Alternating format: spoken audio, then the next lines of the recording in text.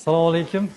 Hozir o'tkazgan operatsiyamiz uretra strukturasining muammosi tufayli bemor uzoq yillardan beri siyishda qiyinchilik bo'lganda jinsiy olatda siyishda qiyinchilik bo'lib tashqariga chiqish hisobiga, torayish hisobiga yiringlik protsessi bo'lgan. Yiringlik prosess uzoq vaqt yurgan. Shundan keyin jinsiy olatda o'zgarish ketgan. Yiringlik prosess orqaga qaytmagan, tuzalmagan, o'zgarish ketganda hozir achinarli holat jinsiy olatda qaytmas holat bo'lib qolgan.